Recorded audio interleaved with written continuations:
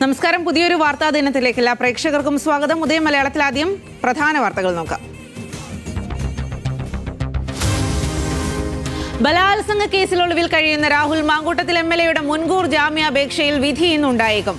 രാഹുലിനെതിരെ കൂടുതൽ തെളിവുകൾ സമർപ്പിക്കാൻ പ്രോസിക്യൂഷൻ. വിധി പറയുക തിരുവനന്തപുരം ജില്ലാ കോടതി. രാഹുലിനായി സംസ്ഥാനത്തിനകത്തും പുറത്തും ഊർജിത പരിശോധന. രാഹുൽ മാങ്കൂട്ടത്തിൽ MLAക്കെതിരെ പുറത്താക്കൽ നടപടി വൈകുന്നതിൽ ഹൈക്കമാൻഡിന് അതൃപ്തി. രാഹുലിനെ പാർട്ടിയിൽ നിന്ന് പുറത്താക്കാത്തതിൽ സംസ്ഥാന നേതാക്കൾക്കിടയിലും ഭിന്നത. മുഖം രക്ഷിക്കാൻ മറ്റ് നടപടികളില്ല എന്ന് ഭൂരിഭാഗം നേതാക്കളും. കോടതി വിധി കാത്ത് KPCC നേതൃത്വം. അതിജീവിതയെ അധിക്ഷേപിച്ച കേസിൽ പ്രതി രാഹുൽ ഈശ്വറിന്റെ കസ്റ്റഡി കാലാവധി ഇന്ന് അവസാനിക്കും. തെളിവുകളുടെ അടിസ്ഥാനത്തിൽ വിശദമായി ചോദ്യം ചെയ്യാൻ പോലീസ്. രാഹുലിന്റെ ജാമ്യാപേക്ഷ നാളെ തിരുവനന്തപുരം ജില്ലാ കോടതി പരിഗണിച്ചേക്കും.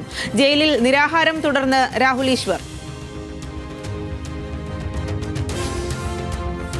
2 ദിവസത്തെ സന്ദർശനത്തിനായി റഷ്യൻ പ്രസിഡന്റ് വ്ളാഡിമിർ പുടിൻ ഇന്ന് ഇന്ത്യയിലെത്തും. വൈകിട്ട് 4:30 ഡൽഹിയിലെത്തുന്ന പുടിന് പ്രധാനമന്ത്രി അത്താഴ വിരുന്നൊരുക്കും. ഉച്ചകോടിയിൽ പ്രധാനമന്ത്രിയും പുടിനും വിവിധ കരാറുകളിൽ ഒപ്പിടും. നാളെ രാഷ്ട്രപതി ഭവനിലും പുടിന് സ്വീകരണം. ശബരിമല സ്വർണ്ണക്കൊള്ള കേസിലെ പത്മകുമാറിന്റെ റിമാൻഡ് കാലാവധി ഇന്ന് അവസാനിക്കും. കേസിന്റെ ഗൗരവം കണക്കിലെടുത്ത് കൊല്ലം വിജിലൻസ് കോടതി റിമാൻഡ് നീട്ടി നൽകും. തട്ടിപ്പിന്റെ തുടക്കം പത്മകുമാറിൽ നിന്ന് SIT കണ്ടെത്തൽ.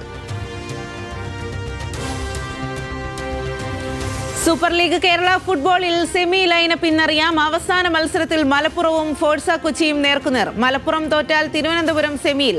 മത്സരം വൈകിട്ട് 7:30 പയ്യനാട് സ്റ്റേഡിയത്തിൽ.